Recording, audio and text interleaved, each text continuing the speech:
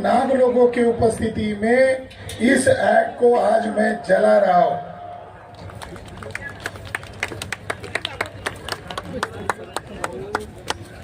Short की माचिस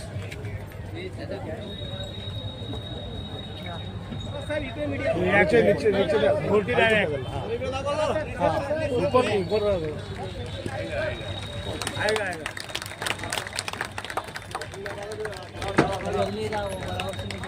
जलेगा धीरे धीरे जलता है।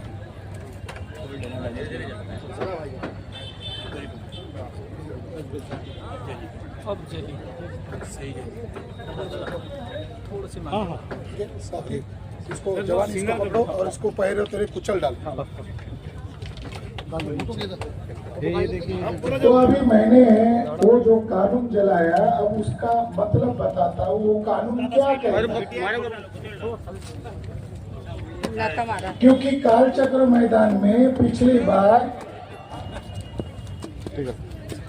पुलिस अधिकारी थे, कलेक्टर के लोग थे, तो मैंने कहा कि हम बोध गया को आजाद करना चाहते हैं और आजाद करने के लिए एक तो कोर्ट में जाना पड़ेगा और कोर्ट में हमारी कोई सुनवाई होने वाली नहीं। तो अगर मैं ये एक्ट जलाता हूँ और बिहार का कलेक्टर मेरे ऊपर अगर एफआईआर करता है तो कोर्ट में जाने का दरवाजा अपने आप खुल जाएगा, कोर्ट में तो जाना ही है। ऐसा कह के मैंने जला दिया। तो उनको लगा रही है तो बहुत सारे सबूतों को लेकर घूमता है, ये तो खतरनाक मामला है और वहां जवाब नहीं दे पाएंगे, तो उन्होंने कुछ किया नहीं। तो आज नागपुर में जलाया। प्राचा साहब को कहा अगर मैंने जलाया तो क्या होगा, तो उन्होंने कहा हम लोग किस लिए हमारा समाज किस लिए। तो साथियों, बीटी एक्ट में 1949 को बनाया गया है। धारा नंबर 2 में यह लिखा हुआ है कि महंत ब्राह्मण, शैववादी महंत ब्राह्मण वांशिक आधार पर पीढ़ीजात मेंबर रहेगा। अगर इसकी सादी भाषा में अगर व्याख्या करो तो इसका अर्थ निकलेगा महंत ब्राह्मण महाबोधि महाविहार का मालिक है, इसलिए एक्ट जलाया है। महंत ब्राह्मण का कंट्रीब्यूशन क्या है कि पीढ़ी जात वो मेंबर रहेगा। और शंकराचार्य को आदर्श मानने वाले लोग हैं। शंकराचार्य को तो मोहन भागवत आदर्श मानता है, आरएसएस के लोग आदर्श मानते हैं, क्योंकि आदि शंकराचार्य टेररिस्ट ब्राह्मण है, आतंकवादी ब्राह्मण। और शंकर दिग्विजय नामक ग्रंथ में यह लिखा हुआ है कि आदि शंकराचार्य ने भिक्षुओं का वेश धारण किया, डुप्लीकेट भिक्षु बने और ओरिजिनल भिक्षुओं का गले काटकर हत्या किया। इसलिए आदि शंकराचार्य की फौज को प्रछन्न बौद्ध कहते हैं, डुप्लीकेट बौद्ध, हत्यारे लोग हैं ये। और जिन्होंने भारत में बौद्ध धर्म को खत्म करने के लिए हिंसा अभियान चलाया, वो ब्राह्मण इसका पीढ़ीजात मेंबर रहेगा। इसका मतलब है कि ये कानून महंत ब्राह्मण को मालिक घोषित करता है, इसलिए इसको जलाना जरूरी है। धारा नंबर 10 में लिखा है ड्यूटीज ऑफ बीटीएमसी। बोध गया टेम्पल मैनेजमेंट कमेटी का कार्य क्या रहेगा, उसमें स्पष्ट लिखा हुआ है कि पूजा अर्चना करना और पिंडदान का समुचित निष्पादन करना ये समिति का कार्य रहेगा। पिंडदान काय के लिए कर रहे हो, मरने के बाद। वो जगह मरने की जगह है या मुक्त होने की जगह है? मुक्त होने के। वो तो बोधि ज्ञान है। कितना घृणित अपमान है।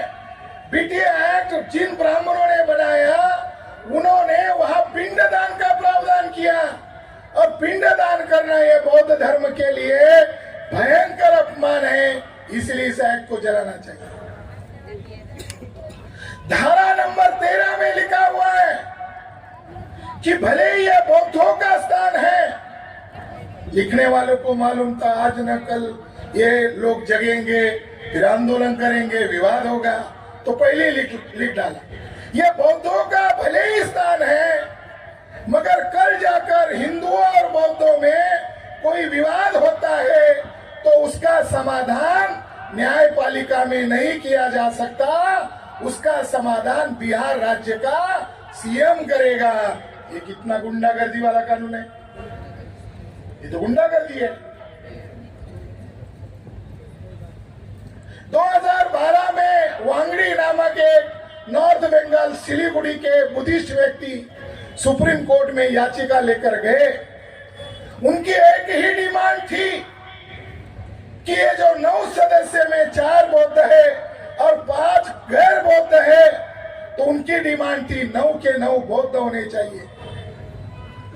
2012 में याचिका दायर की और 2018 में सुप्रीम कोर्ट के जज ने उस याचिका को खारिज करते हुए कहा ये जुडिशियल मैटर नहीं है, ये लेजिस्लेचर का मैटर है, ये विधिमंडल का मैटर है। कितने बदमाश है जजेस, ऐसा मिस इंटरप्रिट करने वाले,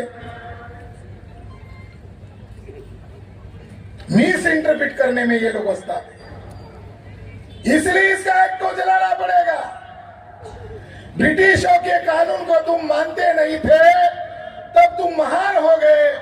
जब हमारे होली प्लेस पर ब्राह्मणों का कब्जा किया जा रहा है, केवल कब्जा नहीं किया जा रहा है, आरएसएस और बीजेपी के साथ मिले हुए नीतीश कुमार केवल कठपुतली बने हुए हैं।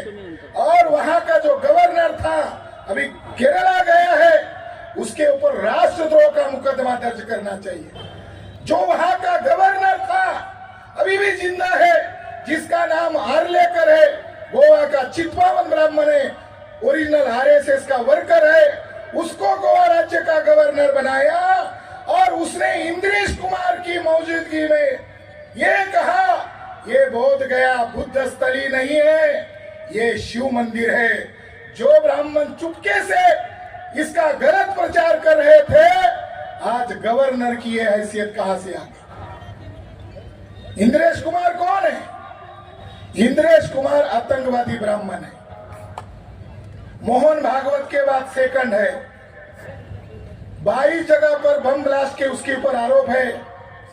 अजमेर शरीफ बम ब्लास्ट में आरएसएस के 3 लोगों को आजीवन कारावास घोषित किया गया है। इस आधार पर हम ये कह सकते हैं आरएसएस कोई देशभक्तों का संगठन नहीं है, आरएसएस आतंकवादी ब्राह्मणों का संगठन है। अजमेर शरीफ बम ब्लास्ट का फैसला कह रहा है। और इसी इंद्रेश कुमार को आगे करते हुए मोहन भागवत ने एक डुप्लीकेट संगठन बनाया, भारतीय बौद्ध संघ, आरएसएस का। उसका मार्गदर्शक इंद्रेश कुमार वहां कुंभ मेला में चेयर पर बैठा हुआ है। कई किराए से लाए होंगे भिक्खू, या उन्हीं के लोग भिक्खू के पोशाक में होंगे, फूल डाल रहे। देखो हमारे आदरणीय भिक्खू ऐसा कर रहे। इंद्रेश कुमार गुजरात का कार्य करता है, उसको भिक्खू बनाया और भिक्खू बनाकर क्या उसने प्रचार किया, उसका नाम रखा डुप्लीकेट नाम, संघ प्रिय राहुल। हमारे बंटी जी कह रहे थे कि मुसलमान से हमारा कोई नाता नहीं है, हमें अपनी लड़ाई लड़नी चाहिए। वो भिक्खू बन के क्या बोल रहा है एक वीडियो कि हिंदू राष्ट्र में बौद्धों का फायदा होने वाला है। ये वीडियो गैर बुद्धिस्ट देख रहे हैं, मुसलमान देख रहे हैं और मुसलमानों में भ्रम पैदा हो रहा है। ये भिक्खू का पोशाक पहने वाला आदमी शायद हिंदू राष्ट्र बनाने में मदद कर रहा है। गलतफहमी को दूर करना चाहिए। तो ये एक्ट को जलाना चाहिए और भविष्य में इसको गांव-गांव में, जिले-जिले में जलाया जाएगा। हमारी डिमांड है रद्द करो। हमने चरणबद्ध आंदोलन घोषित किए, 28 फरवरी को ज्ञापन आंदोलन दिया महामहिम राष्ट्रपति महोदया के नाम पर, 6 मार्च को धरना आंदोलन किया और तीसरे चरण में 12 मार्च को रैली प्रदर्शन किया। तो अभी भी रैली प्रदर्शन पर ही हमारे लोगों की सुई अटकी हुई है, अभी भी रैली ही चल रही है। अब लोग कह रहे हैं आगे क्या करना चाहिए। हम लोग वहां भूखे पैसे बैठे हुए, हमारे आदरणीय भिक्खू परेशान है, उनको गालियां दी जा रही है, उनको धमकाया जा रहा है, मगर वो महाबोधि महाविहार के लिए डटे हुए हैं। आपको आश्चर्य लगेगा, वहां जो भिक्खू बैठे हुए हैं उन्होंने एफिडेविट लिख के दिया है, अगर हम मर भी गए तो हमारे परिवार वाले लोग ये आंदोलनकर्ताओं के प्रमुख लोगों पर ब्लेम नहीं लगाए, ये लिख के दिया उन्होंने हमें एफिडेविट करके। तो अब क्या करना चाहिए, इसका फैसला करने के लिए हम नागपुर में ये सभा का आयोजन किया है। अब क्या करें, अब आगे आगे क्या किया जाएगा। हम संविधान को मानने वाले लोग हैं, हम संविधान के दायरे में रहकर लड़ाई लड़ने वाले लोग हैं, मगर हमारा दुश्मन संविधान को मानने वाला नहीं है, डॉक्टर बाबा साहब अम्बेडकर को मानने वाला नहीं है। ऐसे दुश्मनों के साथ हमारी लड़ाई चल रही है।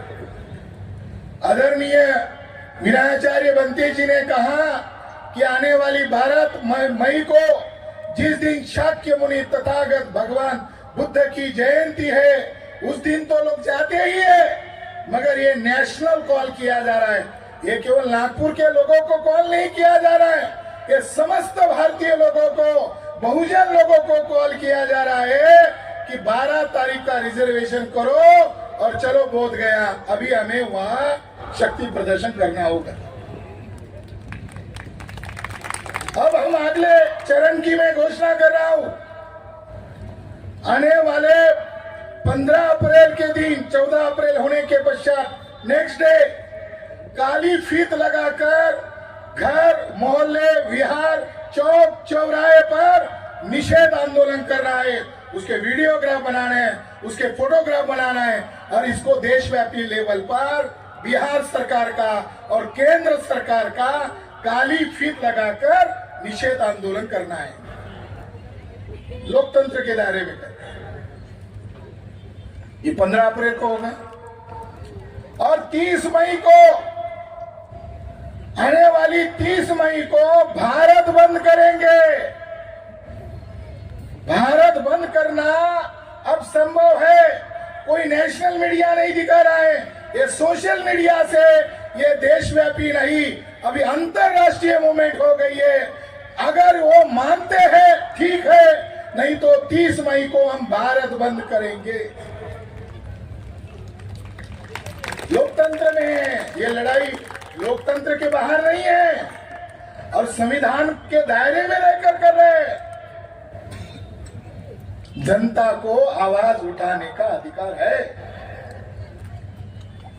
अगर 30 मई के पहले मानते हो ठीक है, नहीं तो भारत बंद। अगर नहीं मानते हैं तो आने वाले 29 जून को देशव्यापी स्तर पर, जैसे कलेक्टर कार्यालय पर जाकर ज्ञापन दिया, उसी तरह पुलिस मुख्यालय पर जाकर जेल भरो आंदोलन करना है।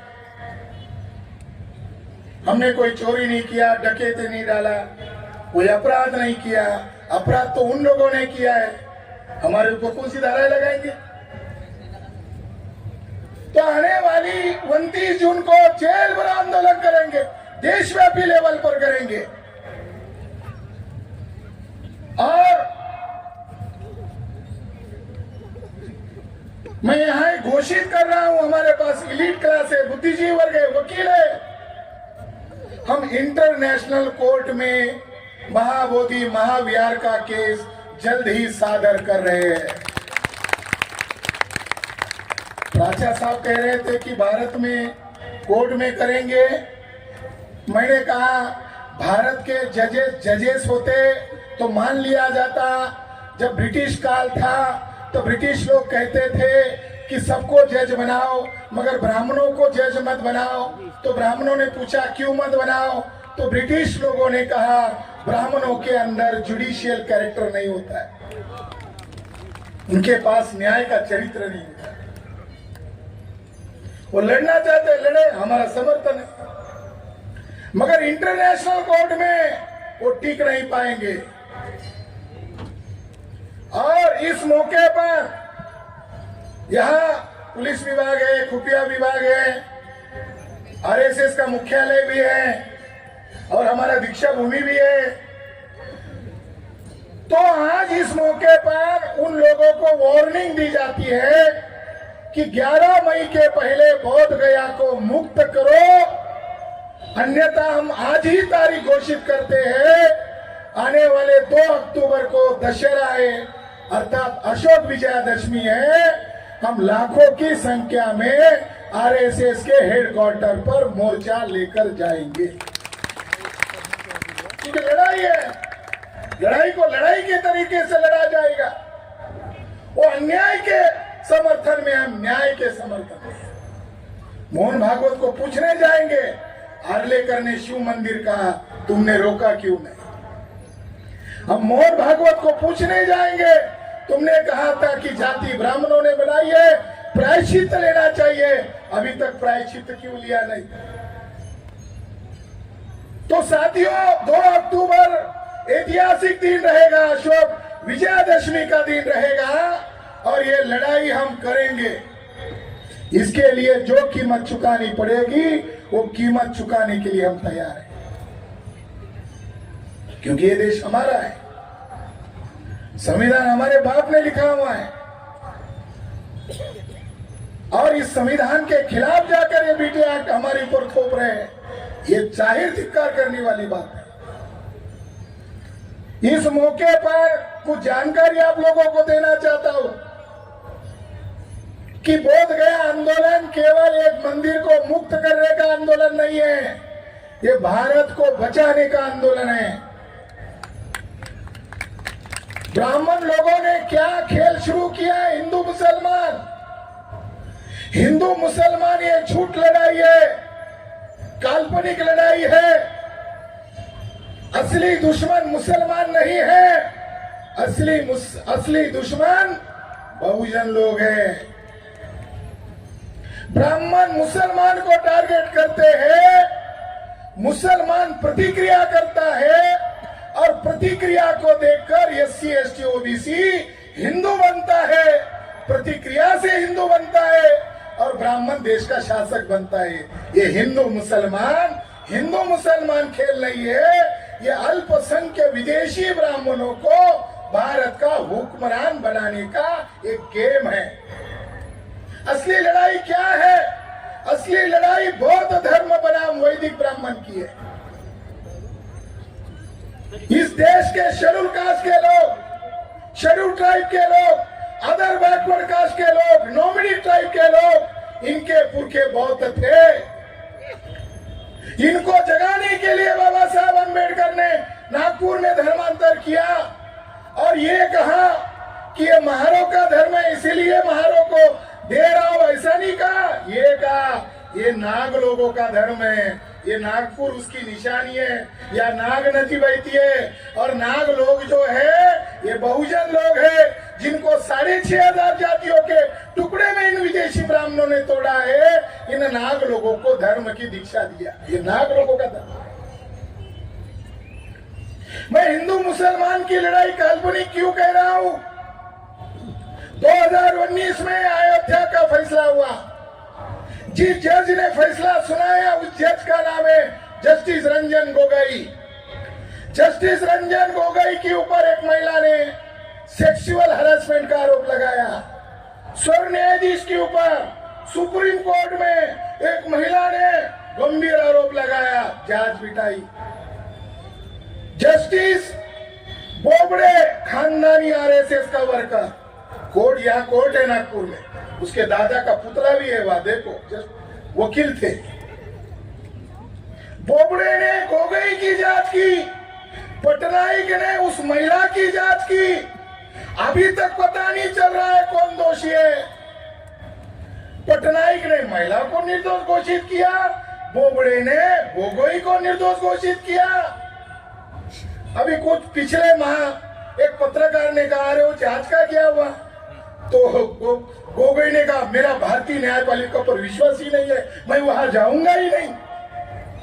बचने के लिए ब्लैकमेल किया मोहन भागवत ने, आरएसएस के चीफ ने आरएसएस के चीफ ने, जो रजिस्टर्ड संस्था नहीं है, उसका कोई ऑडिट होता नहीं है, उसको Z+ सुरक्षा है, इस व्यक्ति ने भारत के सर न्यायाधीश का ब्लैकमेल किया और ब्लैकमेल में कहा आपको हम शुद्ध चरित्र का सर्टिफिकेट देते हैं, बदले में हमको जैसा फैसला चाहिए वैसा दो और इसका बख्शीश तुम्हें राज्यसभा का सीट देंगे।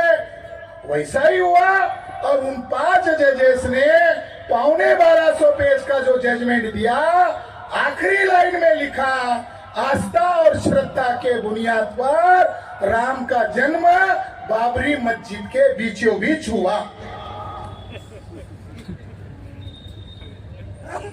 ये लड़ाई क्यों लड़ रहे हैं महाबोधि की? साकेत से सबक लिया है। जजेस ने कहा आस्था और श्रद्धा के बुनियाद पर बख्शीश मिला रंजन गोगोई को, और अब मुझे लग रहा है कि जो जस्टिस चंद्रचूड़ थे उनको भी सेटिंग हुआ, उनके साथ भी समझौता हुआ, बाद में उनको बोबड़े के बाद उनको सर न्यायाधीश बनाया। और चंद्रचूड़ भी कितने महान ब्राह्मण है, उनको जज रहना चाहिए था, उनको अपनी सीमा में रहना चाहिए था। इस देश में लोकतंत्र की तौहीन गोगोई, चंद्रचूड़ और बोबड़े के द्वारा जितनी की गई है भारत में किसी लोगों ने नहीं किया है।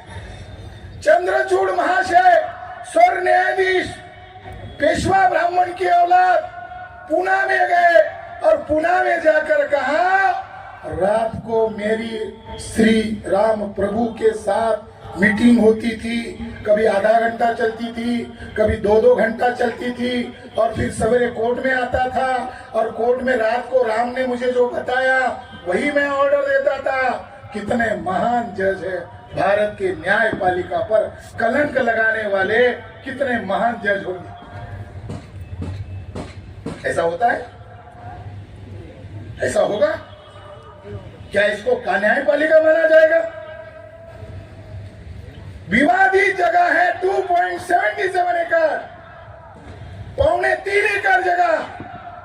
लॉकडाउन में सारे काम बंद थे, वहां के मूल विहार को जेसीबी के द्वारा तोड़ा गया, आज राम मंदिर बना रहे। मुसलमानों को 5 एकड़ जगह दी, मुसलमान चुप हो गए। मुसलमान को चुप नहीं होना चाहिए था, हो गए। उस मंदिर का नाम नागेश्वर नाथ टेम्पल है और उस नागेश्वर नाथ टेम्पल का भारत का एकलौता शिवलिंग है जिसको कमल की पंखुड़ियां है। शिवलिंग को कभी कमल की पंखुड़ियां नहीं होती है, मगर अयोध्या में अर्थात साकेत में जो मंदिर है, जो मंदिर बन रहा है राम मंदिर, कुछ मीटर अंतर पर एक मंदिर है जिसका नाम नागेश्वर नाथ टेम्पल है। उसका शिवलिंग को कमल की पंखुड़ियां है। पुरातत्वज्ञ भारत सरकार का रिपोर्ट कहता है वो कमल की पंखुड़ी वाला शेर स्तंभ का ऊपरी हिस्सा है, जो अशोक स्तंभ का लाट का ऊपरी हिस्सा है। इन विदेशी ब्राह्मणों ने उसको जमीन में उल्टा गाड़ दिया, अब उसको शिवलिंग के नाम पर पूज रहे हैं। कितने नालायक ब्राह्मण हैं कि जिन्होंने हमारे अशोक राजा के शेर को उल्टा जमीन में गाड़कर कब्जा किए हुए हैं। तो इसीलिए साकेत का मामला अभी विवादित बन गया है, हल नहीं हुआ है, उसको भी